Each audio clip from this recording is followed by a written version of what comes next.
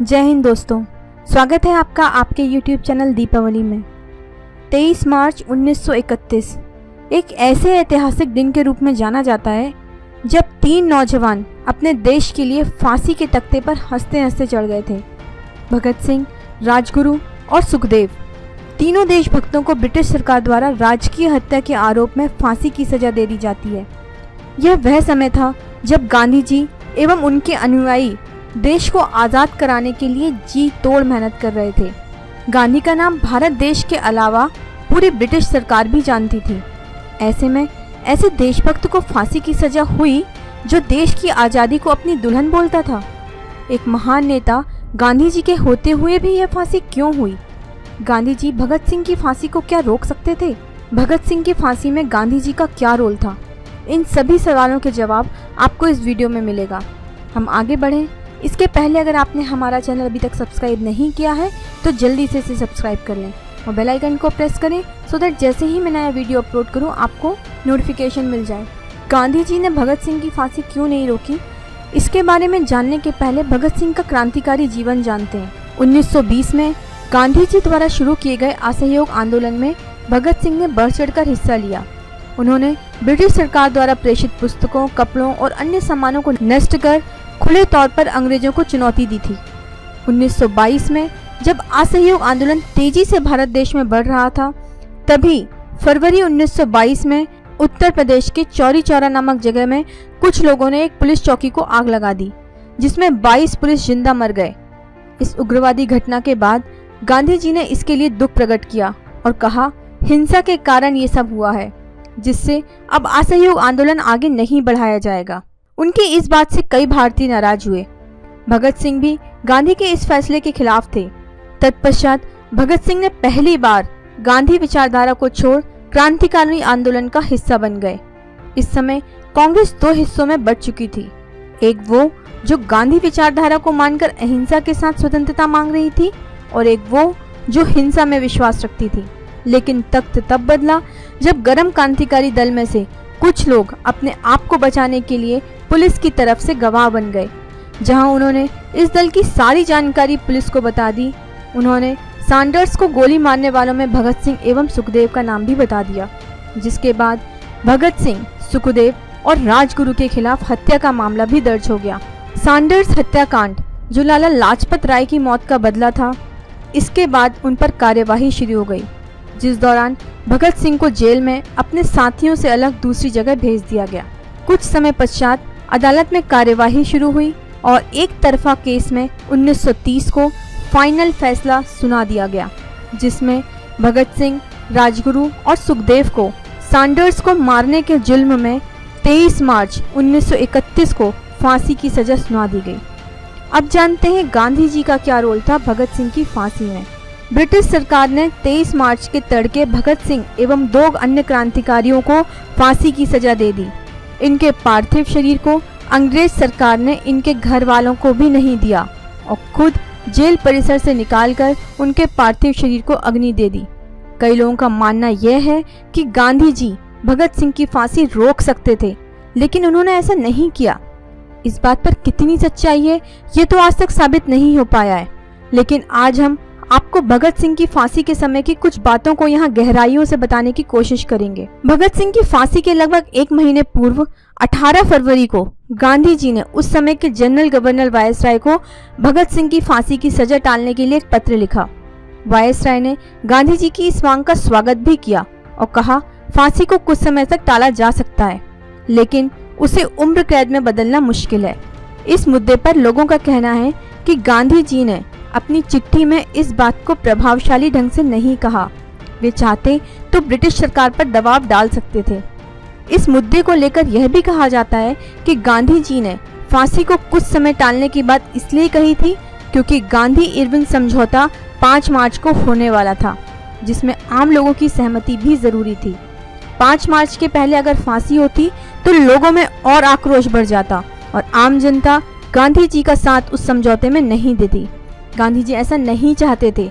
उनका सोचना था कि अगर भगत सिंह की फांसी टल जाएगी तो कुछ समय बाद वे ब्रिटिश सरकार पर इस बात को लेकर दबाव बना लेते, जहां उन्हें गांधी की बात को मानना ही होता। इस चिट्ठी को लेकर ब्रिटिश सरकार का कोई जवाब नहीं आया। दोस्तों, इस वीडियो से लिंक एक आर्टिकल भी है जिसका लिंक हमने आपको डिस्क्रिप्शन बॉक्स में दिया हुआ है। वहां जाकर आप डिटेल में जान सकते हैं कि गांधी इरविन समझौता क्या था और कैसे हुआ था और उसके क्या रीजन थे। फांसी के 4 दिन पहले 19 मार्च 1931 को गांधी जी ने वायसराय को एक और चिट्ठी लिखी जिसमें फांसी की सजा टालने की बात फिर से कही गई। गांधी इरविन एक्ट को लेकर 23 मार्च को लाहौर में बहस होने वाली थी। गांधी जी इस बात से परेशान थे कि कांग्रेस इस समझौते को रद्द करने की मांग न करने लगे। गांधी जी को लग रहा था कि वायसराय अपनी बात पर रहेंगे, लेकिन इसके विपरीत वायसराय ने गांधी जी की इस मांग को खारिज कर दिया। गांधी जी ने भगत सिंह की फांसी के कुछ घंटे पहले वायसराय को तीसरी और अंतिम चिट्ठी लिखी जिसमें उन लोगों की सजा को उम्र कैद में बदलने की बात कही गई। इस प्रस्ताव को वायसराय ने खारिज कर दिया। इस घटना के बारे में एक प्रसिद्ध लेखक ने अपनी किताब में लिखा था कि अगर गांधी ने भगत सिंह और उनके साथियों की फांसी की सजा को उम्र कैद में बदलने की मांग अपनी पहली चिट्ठी में ही की होती तो शायद आज हम भगत सिंह के बारे में कोई और ही कहानी पढ़ रहे होते। इसके साथ ही भारतीय भी ब्रिटिश सरकार के प्रति थोड़ा सहनशील हो जाते। गांधी जी ने अपनी अंतिम चिट्ठी में वायसराय को ऐसे तीखे और कड़वे शब्द कहे थे कि अगर वो अपनी पहली चिट्ठी में ही कह देते तो वायसराय को इस मांग को मांगने के अलावा कोई चारा ही ना होता। इसके अलावा लोगों का यह भी कहना है कि गांधी जी के पास उस समय और भी रास्ते थे जिससे वो अपनी मांग मनवा सकते थे। पहला, अगर गांधी जी भारतीयों को असहयोग आंदोलन फिर से शुरू करने के लिए हाँ कर देते तो ब्रिटिश सरकार को भारतीयों की मांग के आगे झुकना ही पड़ता, क्योंकि जब पहले असहयोग आंदोलन हुआ था तो पूरी तरह ब्रिटिश सरकार हिल गई थी और अगर ये चलता रहता तो 1947 के पहले ही भारत आज़ाद हो चुका होता।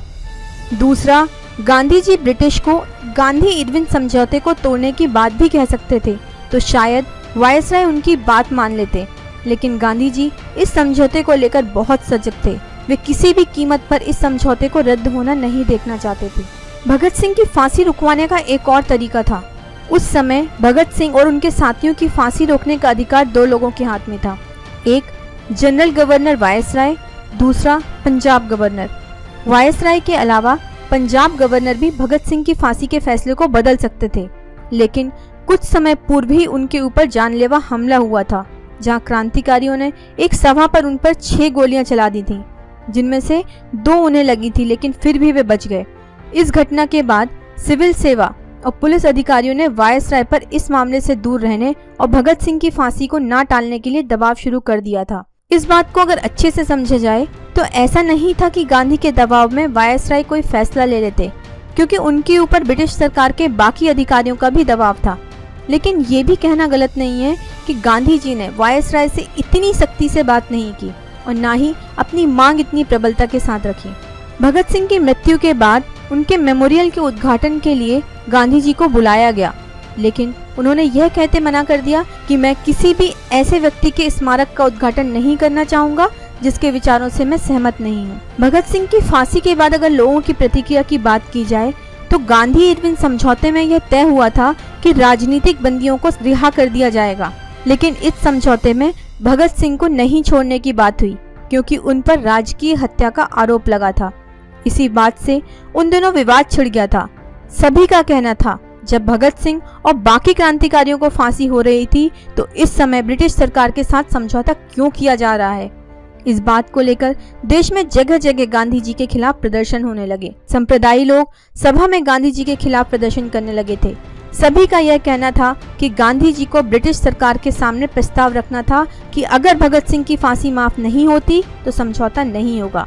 लोगों का यह भी कहना था कि छोटी छोटी बातों को मनवाने के लिए ब्रिटिश सरकार के सामने धरना प्रदर्शन करना, अनशन करने वाले गांधी जी ने क्यों एक बार भी भगत सिंह की फांसी रुकवाने के लिए ऐसा नहीं किया। 23 मार्च को भगत सिंह की फांसी के बाद आम लोगों ने ब्रिटिश सरकार के साथ साथ गांधी जी के भी प्रति अपना बहुत गुस्सा दिखाया। 26 मार्च को जब लाहौर में कांग्रेस का अधिवेशन हुआ तब बहुत बड़ी संख्या में वहां पहुंचकर गांधी जी के खिलाफ नारेबाजी की गई। उनके स्वागत के लिए काले कपड़े के फूल प्रस्तुत किए गए।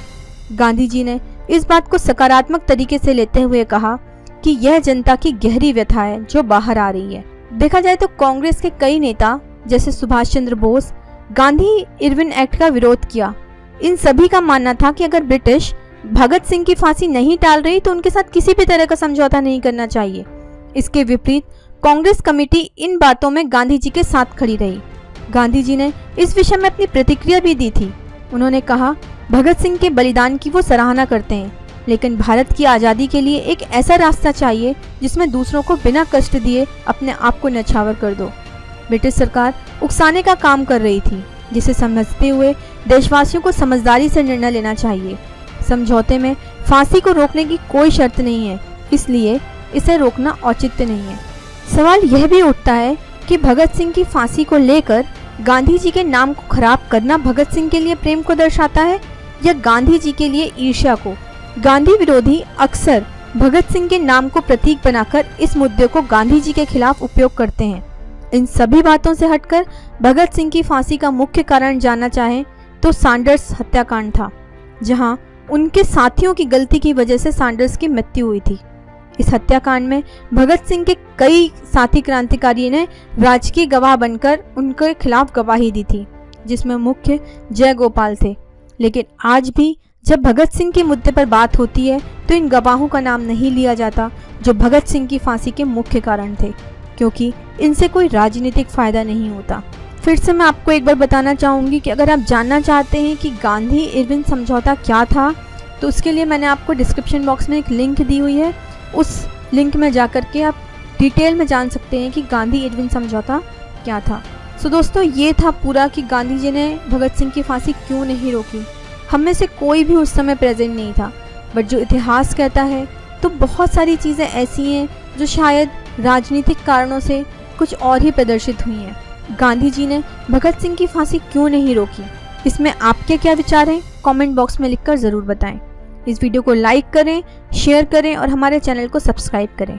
जय हिंद, जय भारत।